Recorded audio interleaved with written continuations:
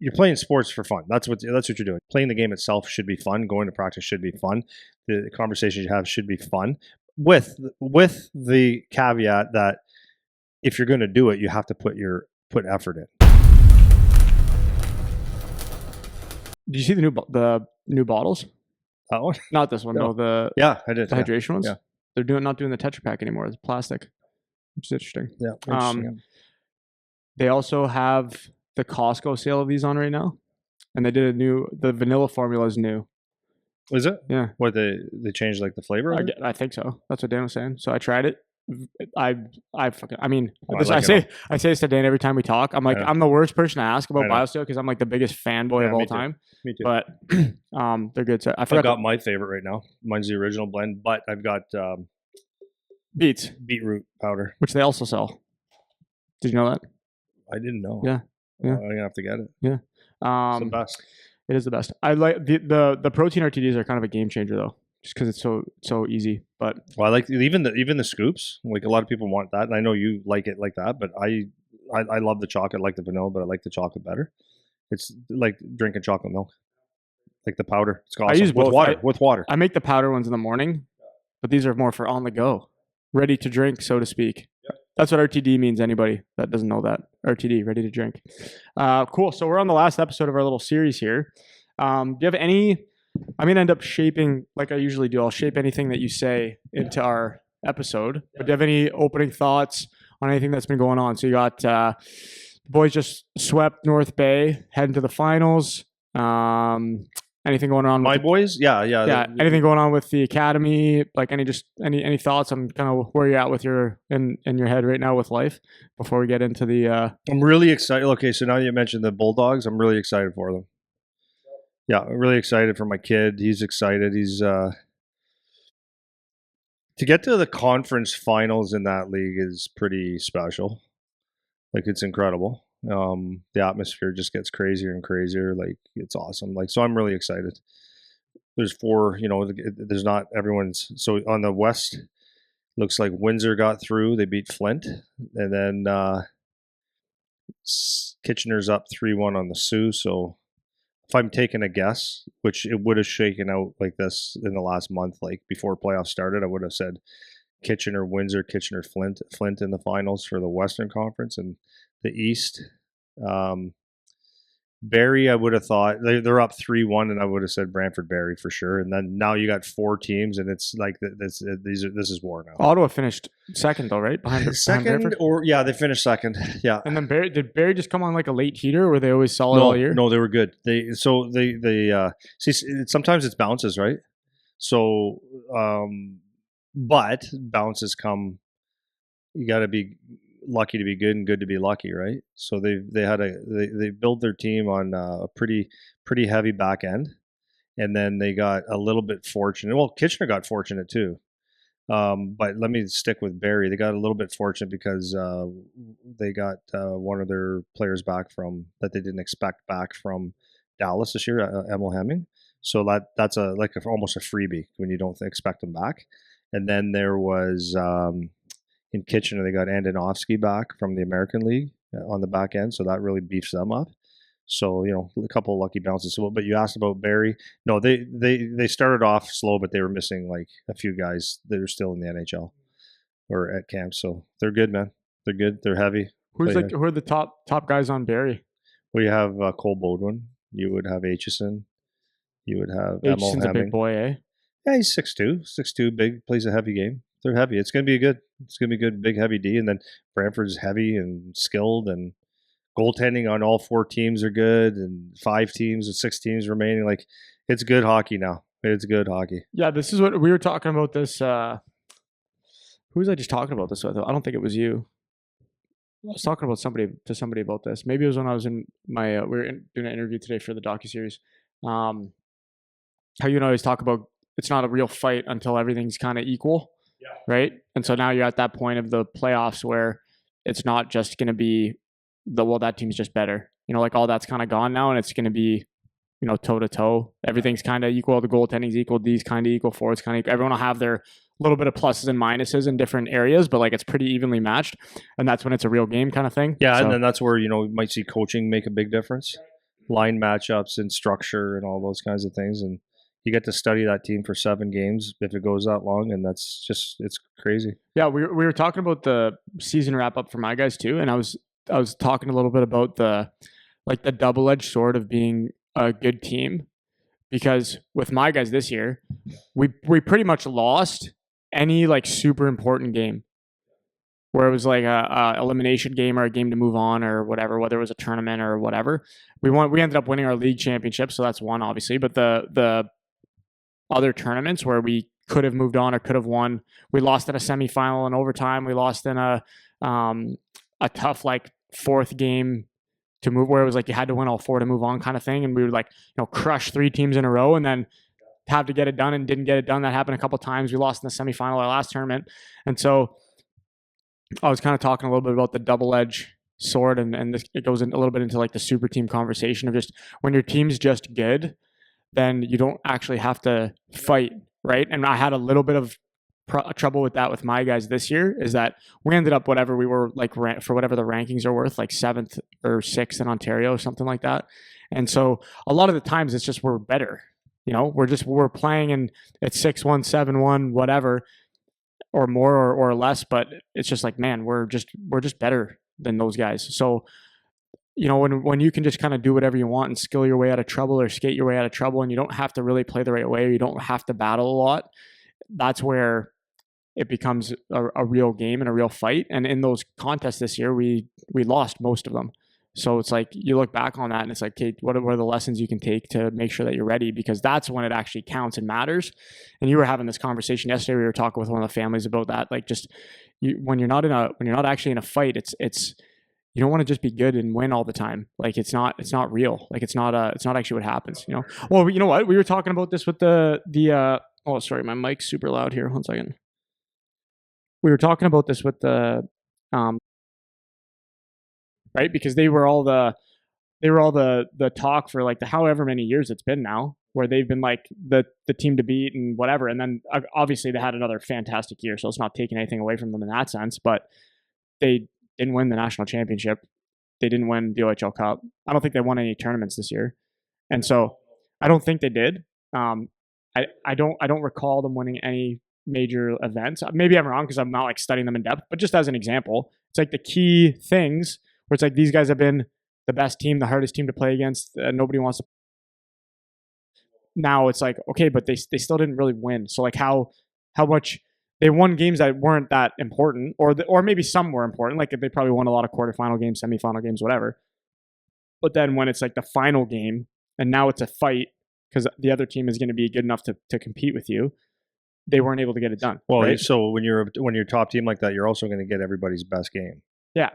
So like 100%. Yeah, 100%. like you can't go and play like with let's just roll lines and let's see what happens, because you get outskilled, right? And that was how Brantford played this year, right? So like when they had guys away at the World Juniors, where when Charlie just got traded there, there's injuries from the World Juniors, and they were playing with half a lineup and like important guys missing. It's still a deep lineup, but you're still getting, because they didn't lose really, you're getting everyone's best game, best goalie, best line matches, because those are measuring sticks, right? So yeah, winning is different. And then the thing that a lot of things will happen is when you have teams like there's other teams like that. I don't want to name names or whatever, but they the one of the big things is to understand like how to win. And then a lot of kids, especially when you're looking at the draft year kids, is like, okay, are they there to win or get points? And you could say, well, of course they want to win, but are you playing that way?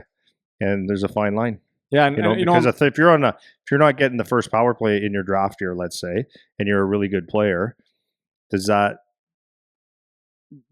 affect you? Like, can you have the mindset like, I'm going to play my game, or I need to get points? And it could be, cheating somewhere as opposed to winning a game. Right. And I think like I feel like my mindset will stay the same. Like with each year that we build, our teams are going to keep getting better, and then ultimately at some point I would project that we'll end up being in a situation where a lot of times we have the super team, or we have like a really good skilled team. Like that's just what's going to happen, because we're going to keep pushing a high quality program and all that stuff, and that'll happen.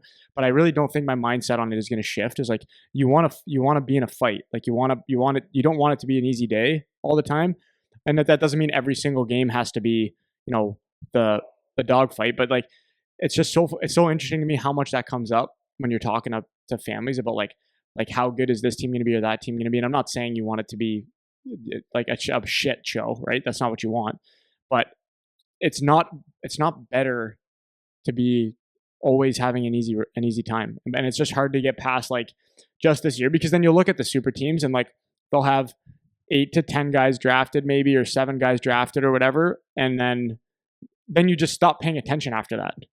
You know what I mean? It's like then those players all go on to do whatever, and you're not keeping track of like where did those guys end up or what did they end up doing. And if you do that and you actually see what happened, it usually ends up just like shifting into balance anyways, where it's like you're not any better off that you played there versus here or something by the numbers as you keep going down the road kind of thing. So that's it's an interesting thing to think about when you're watching, Brantford going to the finals and stuff, and you see like where all these players are going to go and end up. But cool. Anything else? I'm going to get into this unless you have any other opening thoughts. No. You're good. Let's go. So all that tone of kind of what we're talking about leads into this, of course, because we're really good at tailing our bullshit talk into the theme of the episode. So our last episode today, we did, like I said, we were on our 6th.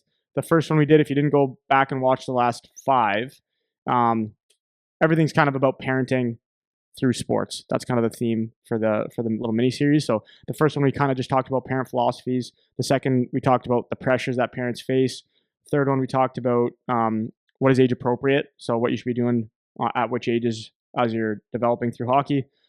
Fourth episode was coaching. So talking about the parent perspective on coaches and everything that's going on there. Last episode, the 5th, was training and skill development practices. And then this one, as the last one, will be kind of just talking about supporting and communicating with your kids like as they're going through all these different stages, which I think is kind of a good wrap up for it. So I think to start, before I kind of get into my like key points, if I pose a question to you, with all of the hockey stuff going through sports or whatever the activity is, but for us it's hockey, obviously. If you had to put a definition on it, what would you say the job of a parent is with a kid going through sports? Like if you had to try to put doesn't have to be an elevator definition, you can elaborate if you'd like, but just what's the job? So if you're a parent, your kid's going through sports, in your opinion, what do you feel like the job is for the person that is parenting the kids here? Yeah, well, number one is like be thankful that your kid wants to play sports, and because it's going to cost you a lot of money. But no, be thankful that they want to play sports, because number one, sports gives you a really good opportunity to be a good parent. Like you can use sports to help parents. So that's number one. So if you have your child that wants to play sports, it helps you parent, and we'll go into that a little bit later. So that's number one. Number two is for me, it's nothing but positive and supportive. That's for me. Those would be the 2 words that come to my mind. Positive meaning not like the sun's always shining kind of positive, like it's shits and giggles all the time. That's not what I mean, but it's positive because when they play sports, they're active and they're doing something. They have an interest. It's a little bit of time management, all the qualities that you want to have in life. It helps you manage that stuff. You're making friends and all that kind of stuff. So those are the positive things, and you want to support that.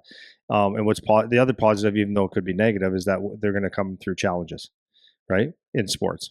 So meaning they might not be good enough. They might be cut from a team. They might want to sleep in one day as opposed to honor a commitment. So those seem like negatives, but they're actually positive, because that's your chance as a parent to teach life through your sport, right? And supportive is supporting their endeavors of trying to be a good athlete, and because it's important actually. I always say this to people like that skate with us, is if you have to, when it was time to go to the gym or to do the little bit of the things that are a little bit less comfortable, like everyone likes to have a nice little fun scrimmage game. Okay. But maybe you don't like to do a hard skate or a lift or whatever. And those are the things that you can teach, in life, is like, if you can't get up for something that you love, if you can't do something hard or the harder side of something that you love, then when you have to go in the real world and do things that you have to do because you have to do them, then it becomes really hard. So like you teach your kids how to embrace some of the hard stuff and show them the lessons of like why this is good. But supportive. A couple things on that. So I'm on I was telling you earlier, I'm on an Alex Hormozy kick right now, and he was kind of talking a little bit along the lines of like the discipline is only discipline when it's something you don't want to do. Otherwise, it's not really discipline, right? That's one part of kind of what you're speaking to, and I think parents can help with that. Though a lot of parents, a lot of people, me, you, like we struggle with that just as much as the kids. But it's a good thing to try to kind of teach. And then the other thing that was my mom, she's on a Gary V kick right now. Gary V, Gary V. Jab, jab, right hook. So yeah, so she sends some she sends me DMs about like stuff like that all the time because she's into it. So she sent me one the other day about him talking about just kind of like the pursuit of the thing that you want, and how like you only have to be right once. So like you can the way I'm relating it to kind of what you're talking about is it can be just really hard for a really long time until it's not. And it only takes once for it to work out for you, right? So for a lot of these kids that are going through it, it's providing that kind of like scaffolding to work on and teach through. I think that's a huge benefit. And he was kind of saying just like life is sports. Like that's what was his actually that was like verbatim like what he's saying is just like life is sports. Like playing a sport is just life. It's the same thing. So if you can apply those skills to what's going to happen in your life later on, it's really valuable. Yeah. So And you do want to support them through it, like supporting them, and what I was saying is being there for them is you support them because it also opens up like a ton of ways to communicate with your kid and have something in common and a bond and something that they can be proud of, and you're pursuing goals, right? Like that's the part you're supporting goals. Now there's a point where as a parent, you still have to be a parent, and like if it doesn't fit your lifestyle or whatever, like you gotta be a parent. But it's just so many good aspects to it, right? yeah, for sure. And so okay, so I'm going to go under like we're going to talk about support and communication as like two buckets for this. Is the way I broke it up. So under the category of support first, I'll just same kind of similar to what we did last week. I'm going to give you like a little trigger phrase or something, and then we can kind of talk about that stuff. So we talked about this a little bit before, is the differences between or the necessity to keep things fun and positive, and like what does that actually mean? So because you kind of started to talk about a little bit before, is like being positive doesn't just mean like sunshine and rainbows and stuff all the time. So if you want to what do you think the importance is of parents keeping things fun, keeping things positive, but then where's the line of like, well, it's not just always going to be fun and always going to be positive either. So what are your thoughts around that? Yeah, well, I think I can put that really, really in simple terms. Really, probably not, but you're playing sports for fun. That's what you're doing. You play that because it's fun. Yes, then you should be having fun. And then where it becomes where it's less fun is when you're actually pursuing a real dream, or when you're pursuing a professional or getting a college scholarship, where it could be less fun because there's a little bit more pressure. But playing the game itself should be fun. Going to practice should be fun. The conversations you have should be fun, with the caveat that if you're going to do it, you have to put effort in. So that was for me the only thing that I would ever get. I didn't have to get upset about it or worked up about it, because the hard work was always there for all our kids.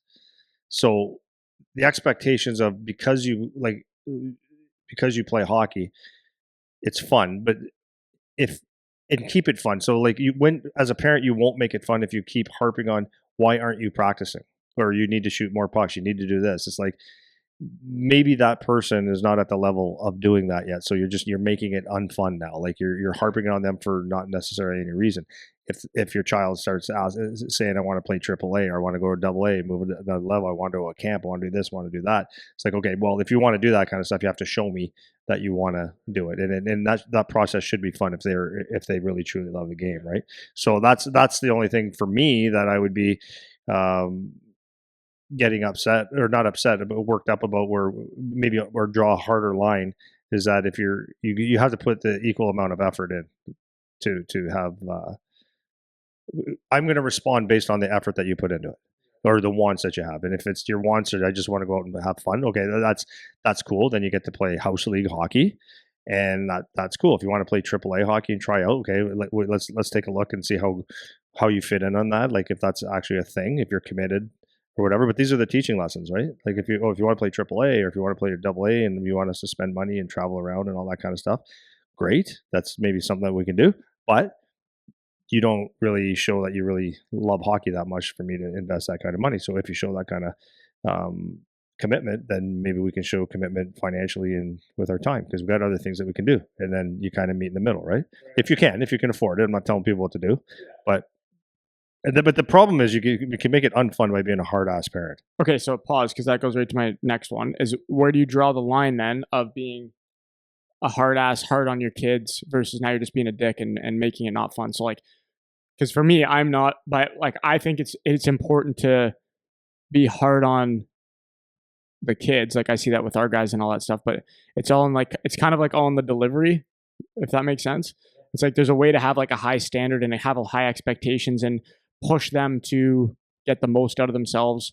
But there's just a way to do it, and there's also a way to just be now you're just being a dick for no reason. So like, what does that line look like for you? Like, how does that actually manifest itself if you're gonna believe in that philosophy of I want to be hard on my kids to try to get the most out of them, but I don't want to cross the line where I'm now just being an asshole or being a dick. Yeah. Well, I'm not. So the qualifying thing here is like I've seen friends of mine and guys that I've played with against whatever that have kids, and they're extremely extremely hard on their kids. Played with kids like that too, right?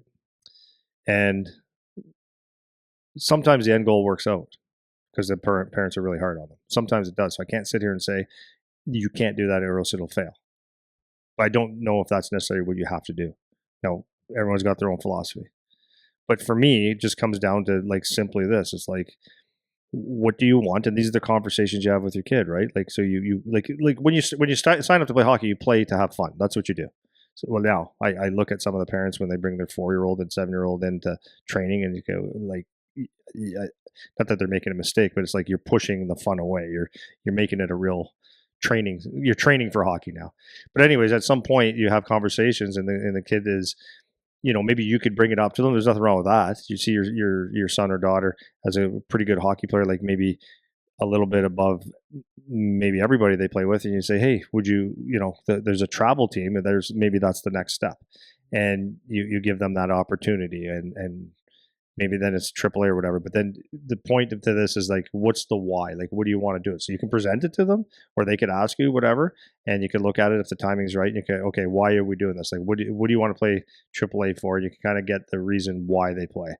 So like obviously as you get older, the why, where people should get maybe really look at the like how hard or like this question should only really pertain to the kids that they say they want to play in the NHL or get drafted and they have talent and they were asking for all these commitments and they're not putting the time or the effort in. Then of course you're gonna be a little bit pissy, right? But if you got someone that's just playing hockey and just wants to have fun, being hard saying you need to train, you need to do this, you need to do this is like it's unnecessary, and it's probably not what the kid really wants to do.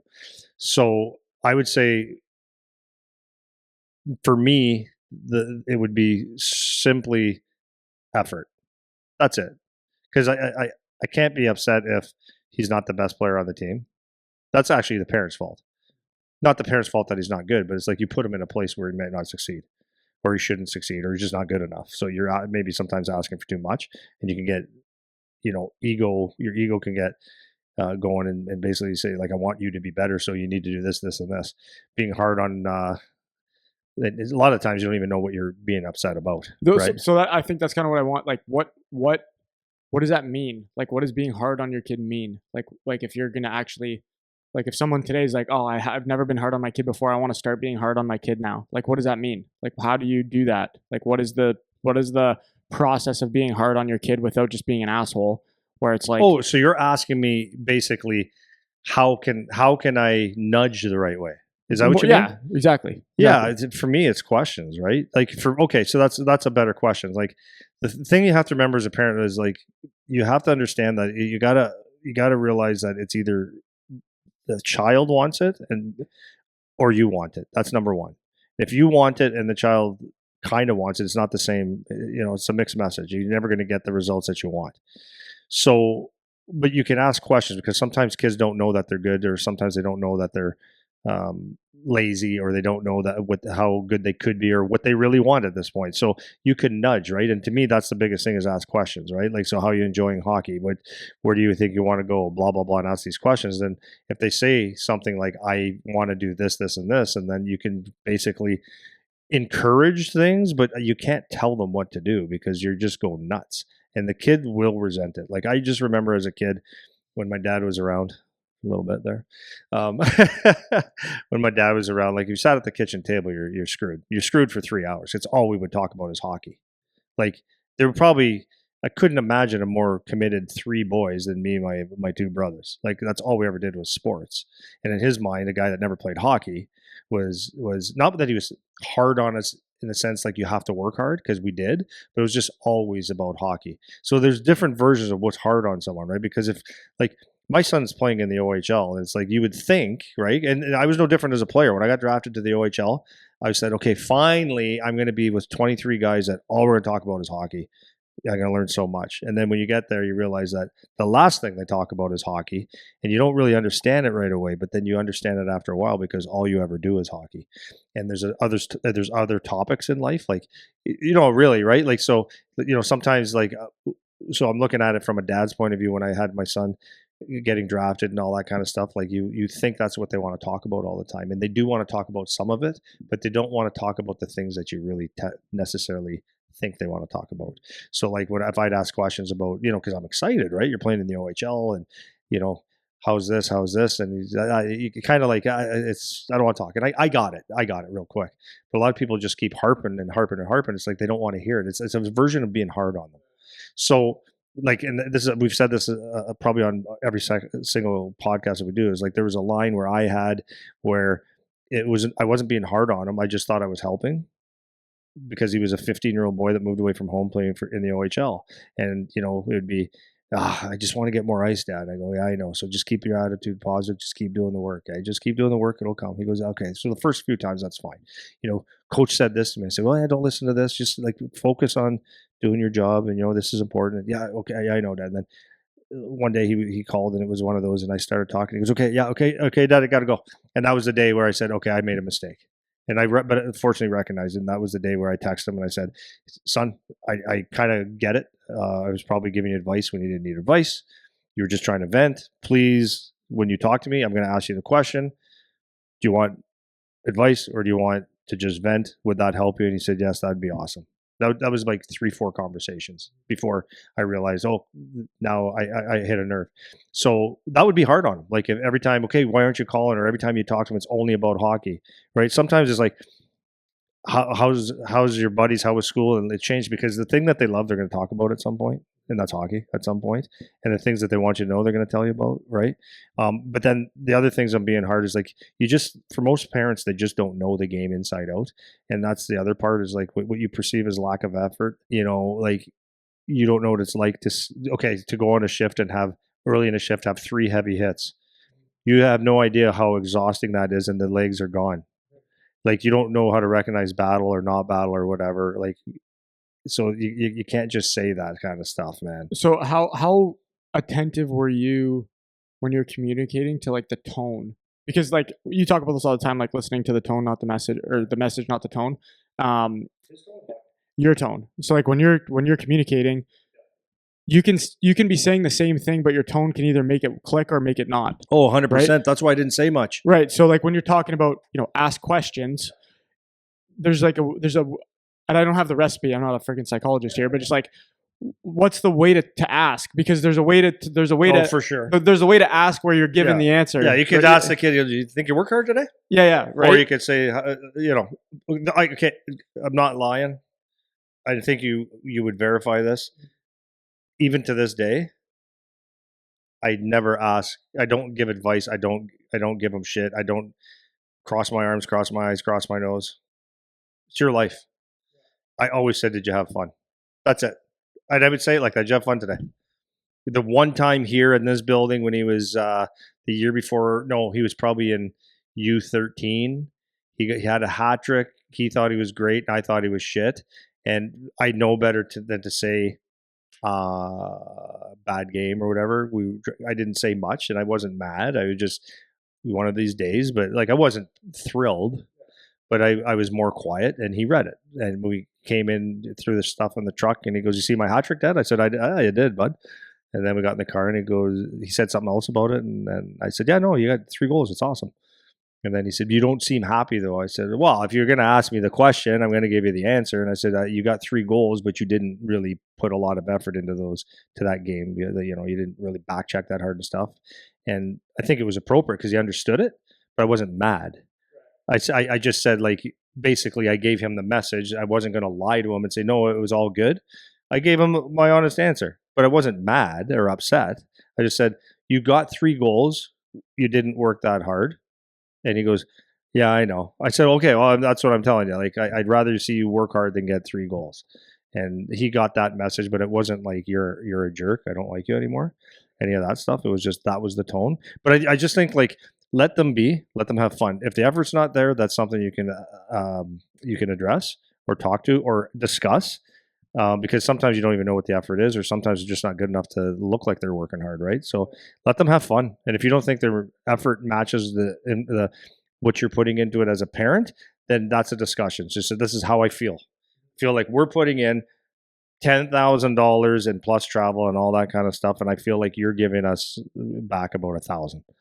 Like you're there for it's just it's not matching. So like what is it? And if they say, well, yeah, I don't know, they might talk, they might not, but take away the pressure. And if that's a real thing, then maybe you take it away, I guess. Yeah. That actually is a good example of the next one, which was focusing on process over outcomes. So you just gave the example of, yeah, he had a hat trick the one game, but the game itself wasn't Yeah. necessarily great. Yeah, that was the one I always said to him, like, now I'm saying this with a kid that grew up in hockey skates. Like, I'm talking like in diapers, because he saw me at the rink and with hockey players all the time. So it's like if I was a mechanic or a carpenter, he'd probably have a hammer, but he always had the hockey stick and he wanted to do hockey, so he loved to play hockey. But I always told him, once he started to play hockey, is to have fun, and then once he got to a certain level, it was like, okay, you got to work hard because you're a pretty good player, right? You're doing well. But I said, I don't care if you score goals. Scoring goals is good, but being a team player, like I emphasized that when he was a kid, learn how to have your team win. That might have helped him, but for some reason, intrinsically, he loves his team more than himself. Like, truly, like, he was always about winning, and he took winning to heart more, winning and losing to heart more than scoring goals and getting points. Always has. Um, but so, like, as he got older, the process was, here's what makes a good hockey player, Charlie. It was skating hard, making plays, back checking, blocking shots, getting the puck in, and helping your teammates become better.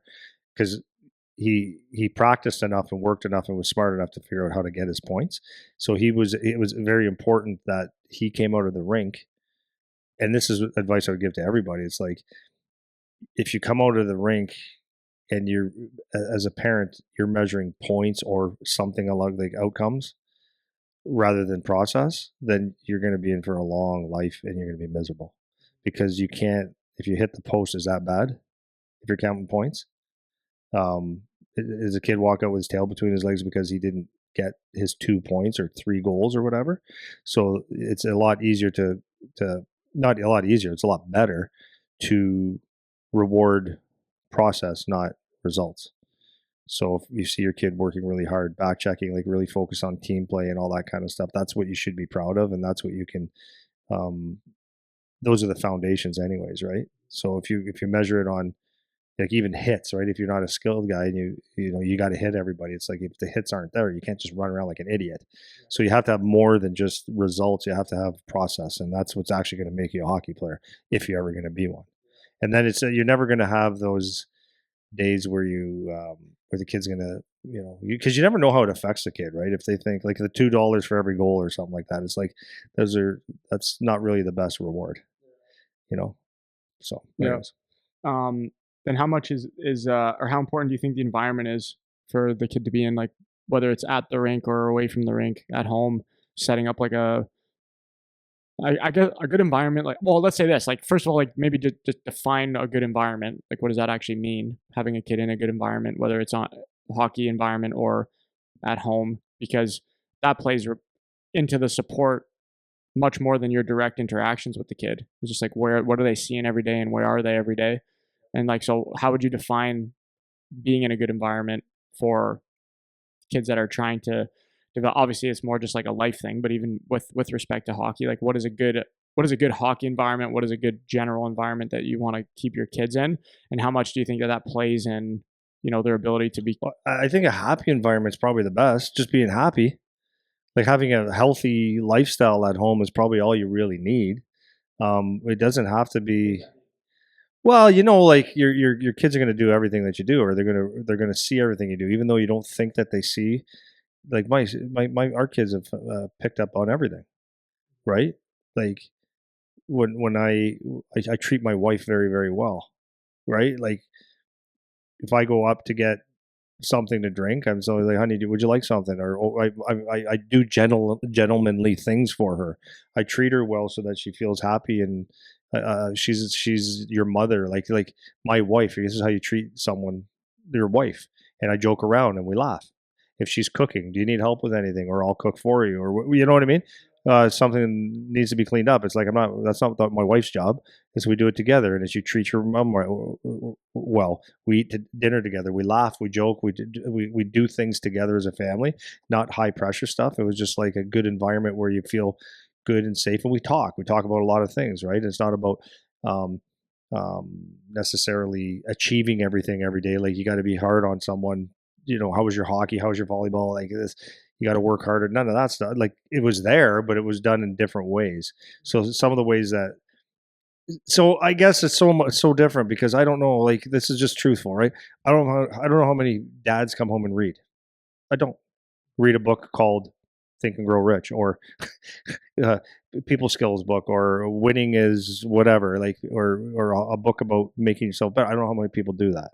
Um, I don't know how many people. So when you see your parent do that, like I said, I have a book always on my coffee table that I've read or just read. Get interested in different things. And they see things like when I was studying, he was fairly young when I was started studying like the Navy SEALs and stuff like that. And he saw that, and he was fascinated by it. And he just by osmosis picked up teamwork and stuff like that. Realized that how to succeed is with a team, not by yourself. All these different things, right? I don't know how many kids see their father working out like regularly, like, or being very strong and very fit and working out with like hockey players and like teaching them. So it was like there was a leadership component in our house, anyways. So and eating healthy, watching what you eat and stuff like that. That's a healthy environment, right? You seen your dad or your mom having a commitment. The mom works really, really hard and has successful, and see your mom get raises and promotions, and see your dad have a business. Like those are positive things. So maybe you don't have that environment, but that doesn't mean just because you're not in a hockey environment, you can't raise kids that have a winning attitude or get healthy habits. You can work at the Chrysler plant, and you can still have really healthy habits, right? You can come home and make sure it's not just a bag of chips and beer when you get home, and a tank top with a mustard stain on it, right? Watching Jeopardy. That's not a really healthy environment, and coming home and not treating your wife decently, and communicating with your kids. It's really important stuff because your kids will pick up on that. And if you want to have a jackass kid, be that. But if you work at Chrysler, you don't have to necessarily go to the gym and be jacked, but you can make sure you go for walks after because it's healthy, and then have healthy, decent food, homemade food or whatever. So like those environments are good. Laughing is good. Like that. Anyways, Well, I no, it's went like you over. want to because that's kind of how I feel like when I'm trying to just reflect on my own experience too. Is like if you have an environment where the kids feel a certain level of comfortability to be open, I think that's super helpful with the other tools you're talking about asking questions and stuff like that. Like if your kid is, scared of you or thinks you're an asshole or doesn't think that you're a good example to follow or whatever, and kids will pick up on that with their parents as well, right? Then it's a lot harder for you to relate to what they're doing or try to be somewhat of a mentor if you're not actually doing the things that you're asking them to do, which is not, that doesn't mean like a one-to-one comparison of, well, I don't see you skating hard in your shifts, dad, when you never played hockey, right? Like it doesn't have to be that necessarily, but the kids sniff that out, man. They can sniff out bullshit even if they can't articulate it. So it's, if you're not in that type of situation or you haven't created that kind of feel where they can be open and talk to you about things and try to explore what they think. And it's always so amazing to me to ask when we're sitting across from a kid and talking and asking questions, and they don't have an answer. Like, they don't know how to answer. They don't know how to speak. They don't know how to like just have a normal dialogue. And I understand like kids get nervous and stuff like that, but there is a good chunk of them that even when they're nervous, they can give an answer. They can have a conversation of some sort. And it's like it's interesting to see. We always say this after. It's like what do you talk about at home? Like what do you like? It's amazing. It is really interesting to see what happens. There's two things. I don't know if this will be in the podcast or not, but like I was thinking about a couple things. So I always said to my son, this is like creating an environment too, creating a curious kid, talking to your kid, letting them speak, not just telling them everything, right? And I would always when he was even very young, if he met you for the first time, let's say, I'd walk away and I said, "So what'd you think of Eric, buddy?" He'd say, "Oh, he's really funny." He is funny, eh? He is funny, yeah. But he seems serious too at the same time. He is serious. Like he is. Like, why is that? Like, how can you be funny? And and I said, well, some people have a really good ability to work hard and get things done, but they have a good communication style. And 7-year-old. Oh, okay. Like, who else is like that, Dad? That like asking questions. Okay, that's one thing. I would always have him judge people, always. And it wasn't because to be judgy, although I am judgy and I want him to be judgy because I think it's an important thing that when someone talks to you for the first time and they're, for example, a coach is trying to recruit you to a team right now, you should be able to sniff out if this guy's a jackass, a liar, truthful, whatever. Like, it's actually a really good skill to have. And or if a girl, drugs, all these different things come along, if you don't have any skills to sniff out who a weasel is, then you're probably in a lot of trouble. So we did this our whole life, where I'd be talking at the table with the kids and like, really cool thing that I heard today or I read today, and I just bring it up and see where it went. And then a lot of times I turn into unreal conversation with the family, right? So you're learning all the time. But anyways, two different things. I was just thinking, we went to this vacation. I'm trying to think which way it went. So anyways, a few years ago, this is before he was a true hockey player, we were in San Diego and we couldn't believe how many homeless people, right? Couldn't believe it. We loved it there, but we couldn't believe how many homeless people. So my wife, so this is what I'm talking about. You learn so much from your parents by default. My wife is probably the nicest. Your mom is like that. Probably the nicest person I know. Like, a heart, just huge. We were in San Diego and she could not finish a meal. No chance. She would eat less than half, but then she'd box it and make sure she gave it to someone. And let Charlie do it. Like, so Charlie would have to go out and pick someone and say, "Excuse me, would you like something to eat?" And there was a couple times where these are great questions though. So you're in a strange city and you see someone, they're a lunatic. Remember this one guy he gave, and then he started praising God but yelling at us. But I think what he was trying to do was eat with me. So we were like, so we talk about it. We just talk. But he had a real heart for people that are homeless because he saw so much. So every meal that we had something to give away. And it's like, he learns that from my wife. And my wife, every year at Christmas time, took all three of our kids and brings them to dollar stores and different things and buys like hundreds of dollars. But I'm not saying like because we're saving the world.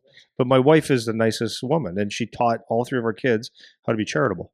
So she would take them to whatever stores and buy soap, socks, underwear, and stuff. You think, well, yeah, and then she would give it away.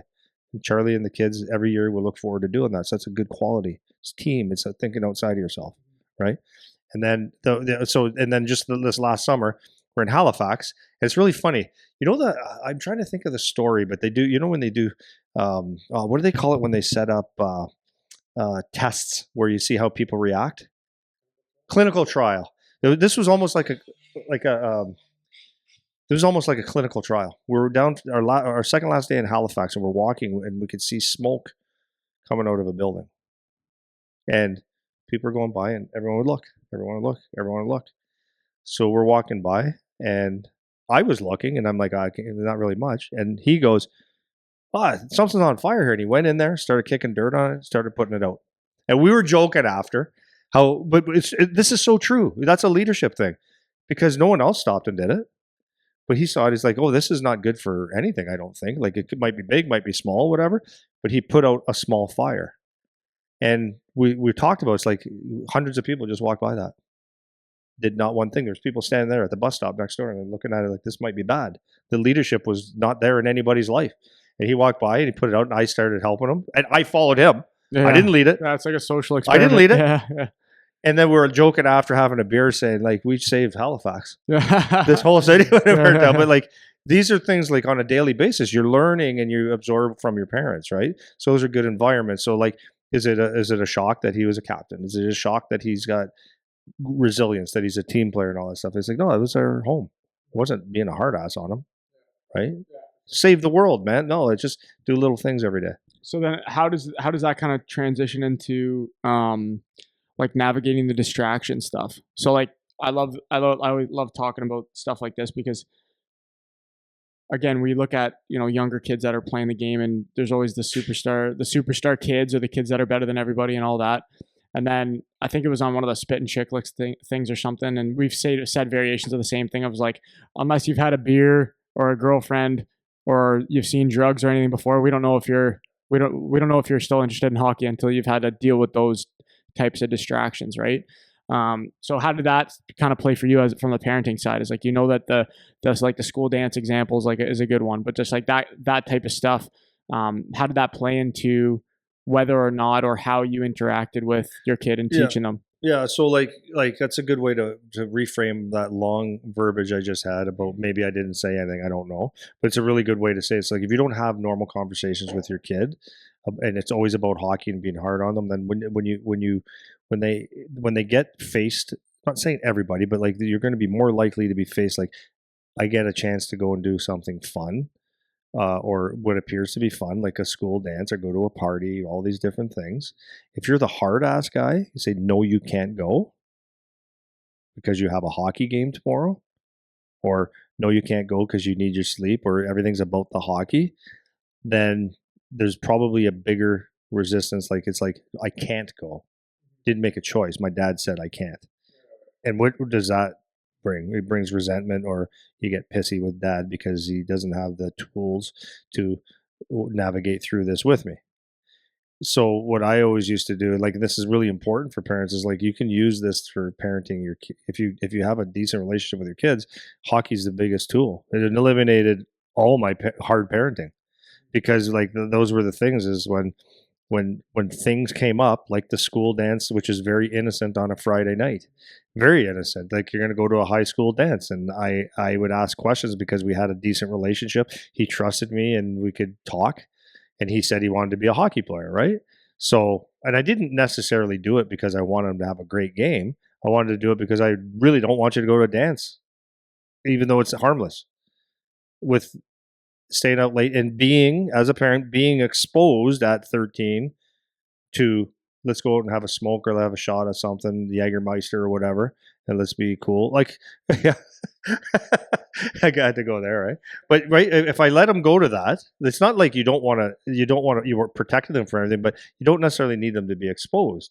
So for me, if he didn't have hockey, it's like, what do I say? You can't go because I have no reason. But for me, it was like, okay, just ask a question. So, okay, when's the dance? Who's all going, bud? And he'd say, oh, this guy, this guy, this guy. Oh, okay. So like basically everybody from school, even a lot of people you don't know. Okay, cool. And then Friday, okay, so what do you have this weekend? Thursday, what do you have? I got practice till 9. Okay. So Friday, you don't have anything, so you could go. And then Saturday, what do you have? He goes, well, we have that game in Kitchener or whatever. Oh, okay. So what time you got to get up? He goes, oh yeah. He goes, I got to get up early. I probably shouldn't go. I said, well, it's up to you. Like, it probably, if you don't sleep and you go out, like it's not the end of the world, but it might affect your game. No, I'm not going to go. I'd rather play hockey. So it was like I didn't have to say anything. He liked it enough to make a decision for himself, and basically to this day, that's still what we do. Not that I need to be his dad. Well, I still have to be his dad, but like it's still the same thing. He quantifies. Okay, what do I have to do? What do I have? And like, what's the cost? So he has taken that little bit and applied it to his life. Like when he comes home in the summertime, like right away, guys are calling. We got the cottage. We got this. We got that. We got this. Every night's a party. Every weekend's a party. And this, well, just come for this one weekend. Well, to him, and I'm so proud of him for this, is like he put a priority on his workouts. As you know, he designs the weekends that he's allowed to go and really truly have some fun. And they're few and far between. Yeah. Yeah, I gave him the 2 weekend rule. Yeah, yeah. Like especially when he was when he was pursuing his dream, you gave him 2 weekends, and basically he stuck to it, and it makes me proud of him, right? So that's you can't be hard on someone to do that because he's just resentful. But he chose that, and he's asked the right questions. And hockey, his pursuit of being a professional athlete, is his guidelines for life. Like, how did he get there? It was like from mom and dad, and not just us, but the surrounding people. It takes a village to raise an idiot, right? And so, like, with the help of all these people that are like doing good things and giving good advice, he was able to come to his own conclusion as a 16-year-old, where he's like, got that little bit of fame, and everybody wants a piece of you, and you got the new buddies out of town. You've been away from a year from home, like you've done things that the average person hasn't done. So let's go to the cottage, this, that, and the other thing. But he was smart enough to say, no, I've got this time to make my life work for me. And he's given up a lot of fun times so he can go box on Saturday morning for 2 hours. And boxing for 2 hours, a lot of people would say, well, that's what they say.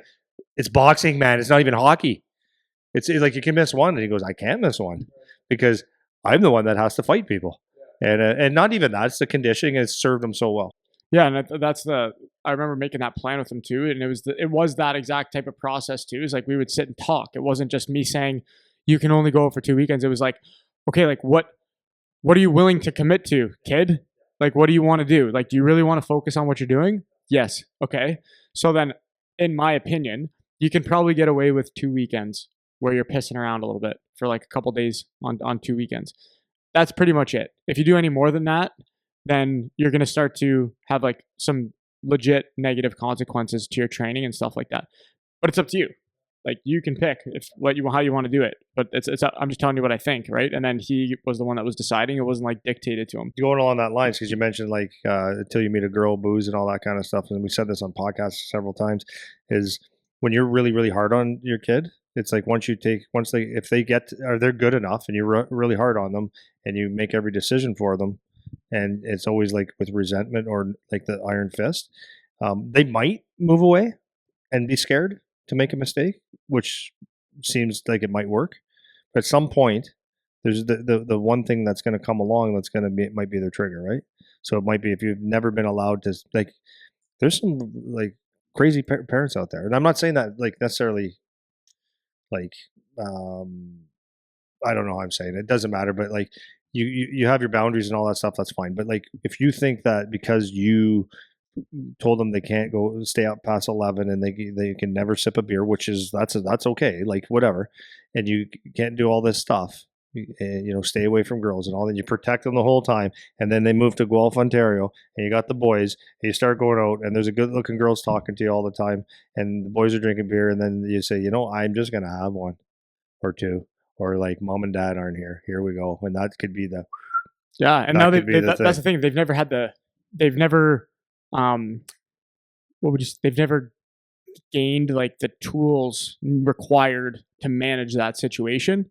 Like that's the thing, is if you always say no and they never have the opportunity to even manage it, like you've said this before, is like, like mom and dad can only impact the situation for so long. Like at a certain point, the kid has to be the one that is handling the situation, and they're either going to be somewhat prepared to manage that themselves or they won't, right? And if you don't give them any opportunities until then, just because everything's a no and you're controlling their life and everything that they're doing, then it's hard for them to have those tools when the day comes, because it's going to come at some point. You can't just keep them sheltered forever, and or you can try to, and that's not good for them, right? So they need to have like tools and be equipped to handle what's going on in the world and stuff like that, right? So the last one for me was the on the support side was the financial support. So the way that I'm thinking about this one in my mind is parents are always paying for everything all the time. Hockey is ridiculously expensive. It's really hard on families. How does the support for them financially and the fact that you're going to pay for stuff versus at what point maybe you hand off some of that responsibility to them, or, say no to certain things, or anything kind of in that realm. How do you think about the financial support? So from your perspective, you've talked about, at a certain point he has to pick a sport as one example. As a second example, was there ever a point when, he's in his late teens or whatever, when it's like, okay, like you can start paying for some of your own shit here, kid, or you need to make sure if you want to do this stuff, you still have a job. Like some people are into that. So how do you think about the financial piece and how much a kid can be reliant on the parents, how willing as parents you are to fund their pursuit, and like where's the line where it's like, okay. So the thing is, everyone's going to have a different line, because some people think they're rich when they make $80,000, and they think, yeah, we got money to burn, and some people have $1 million sitting in the bank doing nothing, and they're squeezing every nickel. Finances are different to everybody, but I think it's actually really important that the kids understand that it does cost money and there's a value to it, right? So, when kids just break a stick and go, Dad, I need a new stick, it's like we're talking 3, 4. Well, now it's like $500 a pop. Skates are, it's expensive, the travel and all that kind of stuff. So I think it's important not to guilt them, because that's not fair to the kid, because like, this, it is what it is. You need to have a conversation if it's affecting your life, like we did with Charlie. Like, it wasn't so much the financial, but we're away at hotels every weekend because it was hockey. Then it bled into the lacrosse, and it's like, we can't do this, man. Like, we have a backyard we never get to use, or time to spend at home. So we said, okay, this is a line that it's crossing now. That we have to make the decision. He said hockey. Okay, so then we put him in a different sport that didn't cost money. But I think it's really important to understand. So yeah, when a kid's 13 or 14 years old, I mean, you could go and, like, here's the fine line though, right? If you have a kid with talent and hard work and is dedicating their life, and there looks like there's something there, at 14, it's not going to hurt them to miss, to not train like crazy or whatever. They can still do some yard work, or they could go do a deck for someone or mow lawns. Like, you can contribute a little bit to help, to show that you care. So you can do that. But if it's not available, like, there's other ways that you can contribute to the household, right? So like my wife, when he was very young, it's like, your currency is going to be is around the house. Like, if I ask you to do a task, or you should just automatically do a task, this is currency for us. So like, that's the way you say thank you and appreciate what we do for you. So it doesn't have to be like the most complicated thing, but if they can't respect that, you just want, your dishes put away, or help mom with dishes every night, and take out the garbage on Tuesdays or whatever. If you can't just do that, and you can't do it with a smile on your face, we might have a problem. Yeah, right, right? Right, for sure. And they're kids, so they don't get everything because they don't understand the money yet. But then as they get older, like, you want to teach them, like, you have to earn it a little bit. You're not just getting a free ride here, but you don't have to, like, there's going to be a give and take, right? So it's not like the 70s where you play pro hockey and have a job in the summertime. Like, there is actually a point where it's more important to, like, if you're playing the OHL, for example, or if you're drafted in the OHL and you're pursuing an NHL dream, it is actually very difficult to get the training needs to be number one if that's the true goal. It has to be. And making money is the stuff on the side. That's the sacrifice you make.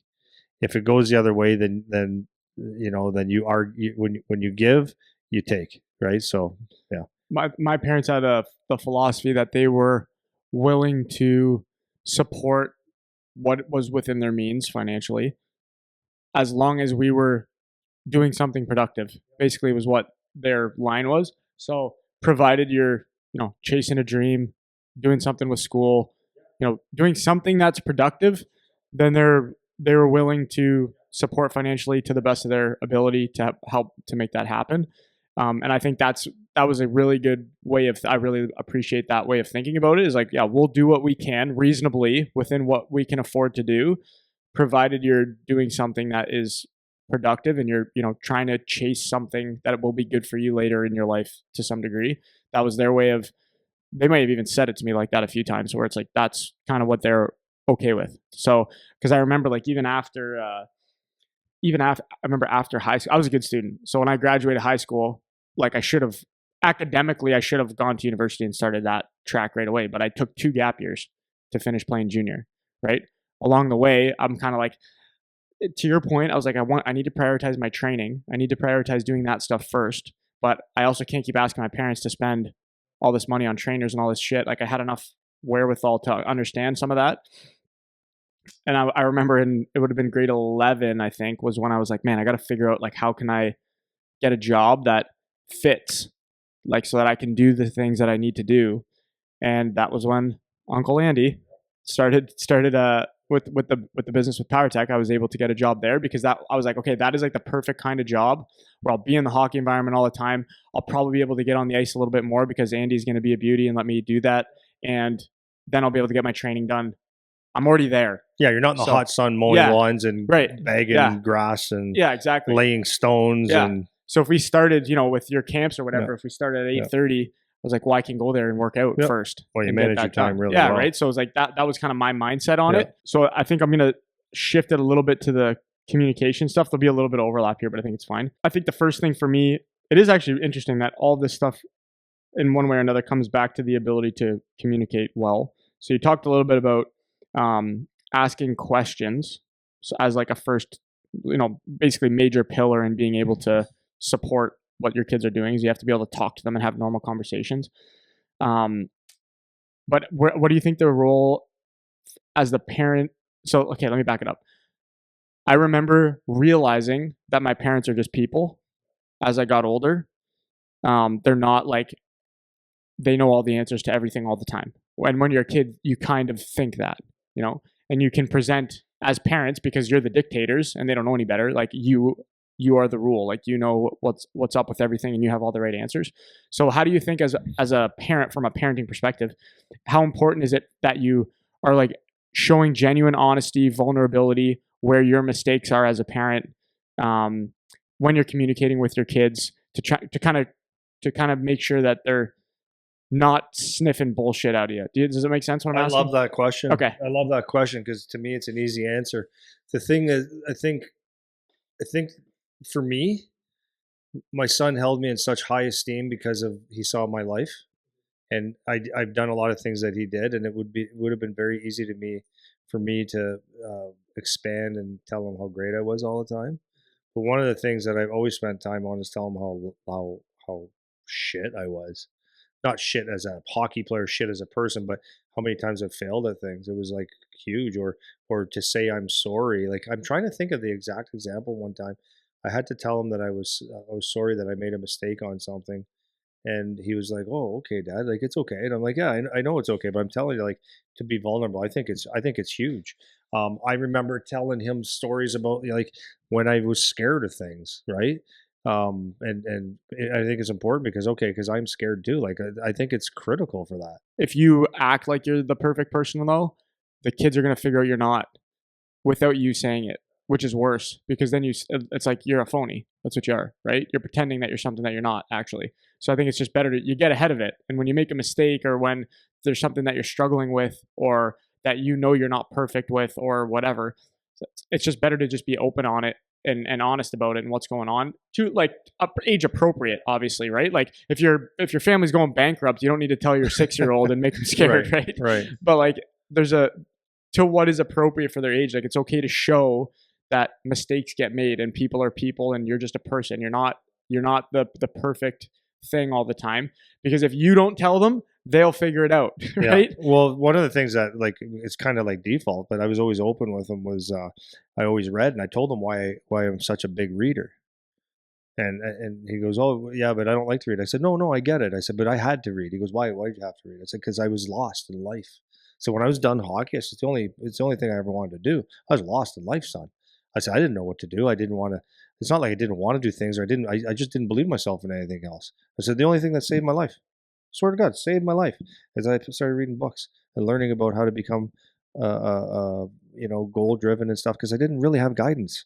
So you didn't have like, you know how you have me and mom? I didn't have that.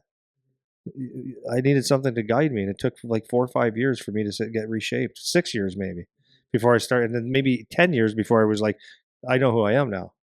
So that was a life changer for me. It's like, oh, okay, so like that's a vulnerability, right? And then just in my life itself, it'd be like I have to do like he came with me the one time I got hired to do like a whole bunch of NHLers that I didn't know in the States. I said, "You want to come?" Yeah. And I said, "I'm nervous about this one because I don't even know these people at all, not one of them." I said, "This is where either." And when I went to Russia to work with Igor Larionov's guys, like I went across the ocean. I explained that to him. I went there. I said, "I was nervous." I said, I was like, this is a make or break for me. If I do well, good. If I don't, that could end my career." What about like balancing positive reinforcement versus criticism when they're asking you questions or when you guys are going over things that they're doing? So do you do like the old compliment sandwich, right? Like those types of things. So how do you see the role of giving specific criticism or how you deliver it versus like the no, it's okay, positive reinforcement way when things are Questions. going on. Questions. You don't criticize. Like it's easy to form questions is the way I would say it. Like, and I was very careful not to compliment. Like, okay, if you got a hat trick, it is good if you do everything right. But like, I would never not say that was a great shot you had. But I wouldn't say, okay, you got a goal, that was good. I was careful on what to compliment. But to me, That's interesting. That's an interesting point. Like yeah, like what specifically are you complimenting? yeah. Yeah, What are you that's interesting. complimenting? Like, Yeah. are you complimenting that you got a result, like we talked about, or you compliment the process? So even today, he's had some games where you just sit there, like the offensive side is like fantastic, but I'm always like, dude, I don't know if there's a better back checker in the league. Honest to God, it just I get so fired up. The whole crowd gets fired up on some of your tracking that you do in your back blocking shots and the big hit.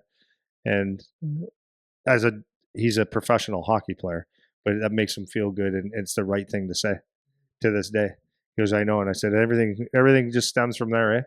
Buddy, you get a big hit, you do a good back check, steal a puck, and bang some bodies. And I said, all of a sudden the offense comes. He goes, yeah, no, I know, or a beautiful play or whatever, right?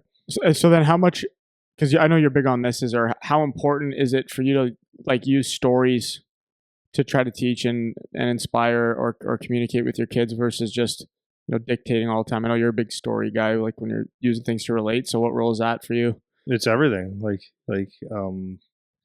Give me more of an example of what you mean by like just being direct. So like sometimes you don't want the punchline to just hit you, to just punch you in the face, so to speak, right? Sometimes like I'm a big fan of when I'm trying to teach kids or coach kids and stuff like that. There's a time and a place where it's like, here's the answer, kid. But then there's other times where they might ask me a question and I'll be like, you know what, like that, it reminds me of like this one time that this and this happened, and take that The for what. reason that's better is because it's a real story, right? Like that's what I think makes me so relatable to our kids is that when they talk about like for example, it's hard to be a dad if you've never been in a championship hockey tournament to say what it's like. It's like right. What does a banana taste like? I don't know. I've never had one. Well, I can't tell you. You have to eat one to know, right? So if you've been in a championship game, it's a way better story to talk about. When I was we were this team. We were 13 years old.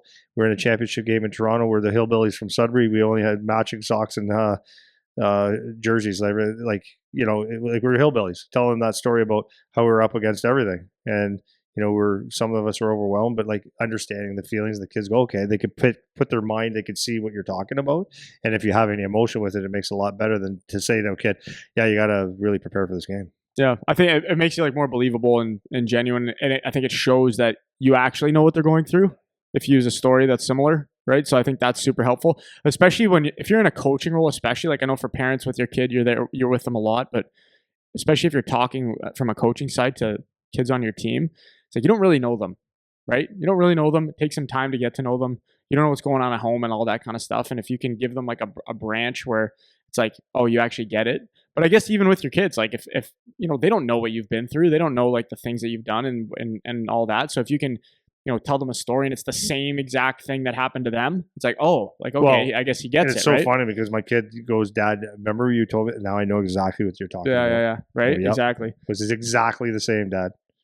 And I think that like fully replaces like the feeling where now you're just getting lectured as a kid, because that sucks. It's like when everything's just a life lesson lecture, it sucks, So last one for me was nonverbal communication. So like how much does that play a role for you, like as a parent, your body language or your demeanor and just how you're behaving as a parent?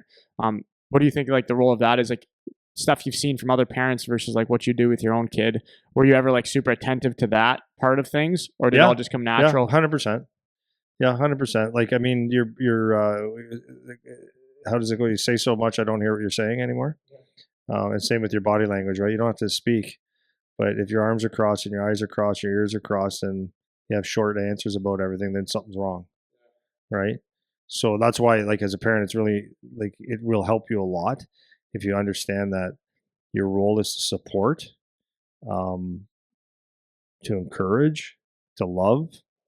Sounds kind of weird, but it is. Your dad and mom, but it's to love them, right? It really is. It's to love them and love what they're doing and enjoy the process. If you're not enjoying it, like if you're not enjoying it, they're probably not. Like if you keep sending that message down, right? Especially in youth hockey, it's the greatest thing in the world. And getting excited for them and watching them have fun, like it's the best. I love it. I loved it. Um, but if you're always like talking about other people, or your nonverbal is like you're angry, right? Because you didn't play well, like they see it, and it's like they feel like they've done something wrong, but you're not even telling them now. Like, and what are you mad? I didn't score or whatever. Like, I think communication is huge. Um, and then you got to ask yourself as a parent, what am I angry about? And it's like the book, The Power of Now, where you said you read that not too long ago either. It's like such a boring book, but it's such a good book.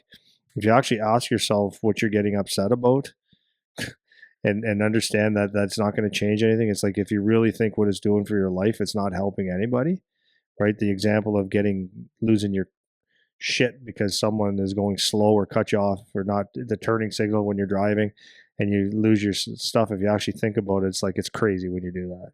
It's like it has anything to do with you. And if you look at your reactions, you sit there and go, wow, what an idiot.